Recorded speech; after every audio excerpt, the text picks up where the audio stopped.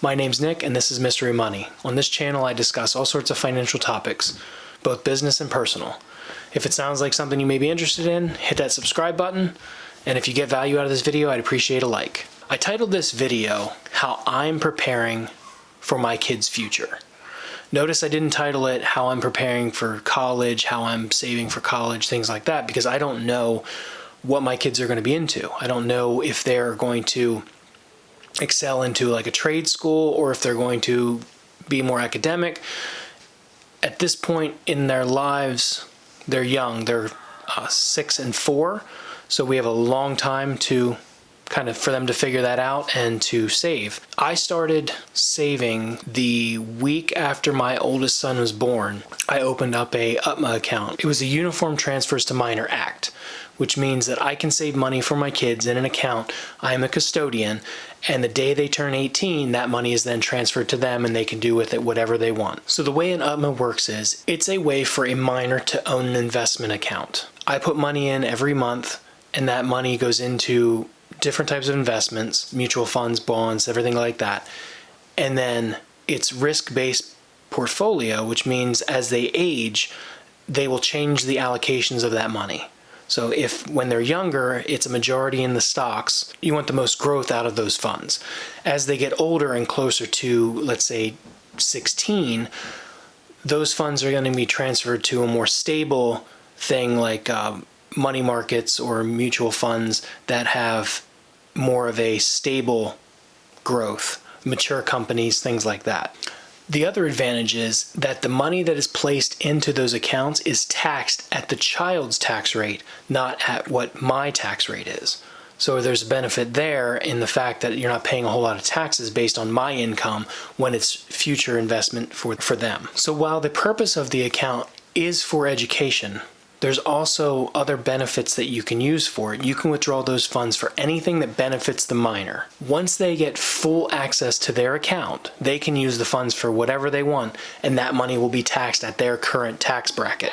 So when they're 18, if they don't have income, their tax will essentially be zero. So that was the first account that I set up for my oldest son when he was born. When my second son was born, I set up a 529 plan for both of them actually. So they both have a 529. My oldest has the UTMA account also. I contribute a same amount every month, and I've done that ever since they were born. It's small, but we have time on our side. Now, the advantages of the 529 are that all the money that's put into that is, one, not taxable on my income because I'm putting that into a 529 plan. It also grows completely tax-free in that account.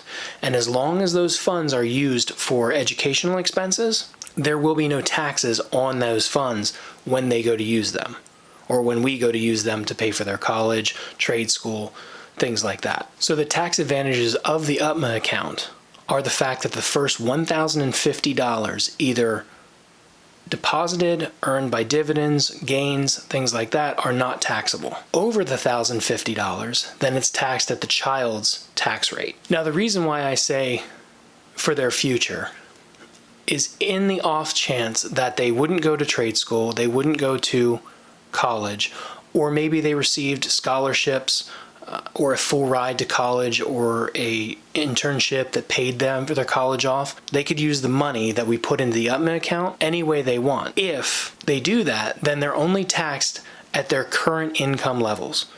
Well, there's not many 18 to 21-year-olds making lots of income, so that's going to be a very low rate, and more than likely they won't have to pay any taxes on that money.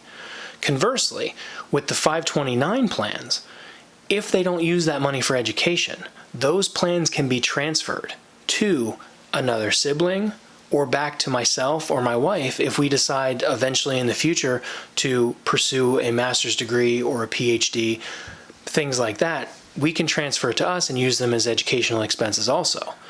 But ideally, I want that money to prepare them for their future. Even if it's not a lot, I believe that saving something for your kids to be able to either go to school or at least help them out. Maybe not a full ride, I won't have everything invested that they need, but at least I'll have enough to be able to get them started, pay for a semester, a couple books, things like that. Now over time, I'm hoping to increase the amount that we will save. And also, as they start earning money, we started paying an allowance to my oldest and youngest to do chores around the house or family contributions. And with that money, we do take a certain portion of that and we put it into a savings account for them. Now, savings accounts in my mind are kind of worthless because they're not paying anything on it and you're actually losing more to inflation than you are by investing. But it's still a way for them to see money being saved. So long story short, either one of these vehicles is a great idea to get your kids started. You don't need a lot of money to start investing in these. Most banks, most credit unions have these products with very low balances. So you can see here, if you type in UTMA, it comes up with several different options. I'm going to pick the first one, and here's one is under 33 minutes. Open the easiest investment account for kids and unlock the full financial wellness system. You know, it's something that it's not a reoccurring investment starting $5 a day, week, or month. So that one is through Acorns, and then if you go back and we search 529 plans, so this is what I choose, is the age-based options. And as you can see, this is how it breaks it down by their ages. So they invest more aggressively to begin with, and then over time they will adjust the portfolio to make sure that it's more aligned with their age. Now, I originally opened up my 529s with USAA, being a prior military member, and they have since transferred those to another company, or they're in process of transferring to another company, but I still set up the same reoccurring transactions. You know, you can start one with, let's say, a monthly contribution of $25, $50, or you can put a lump sum in.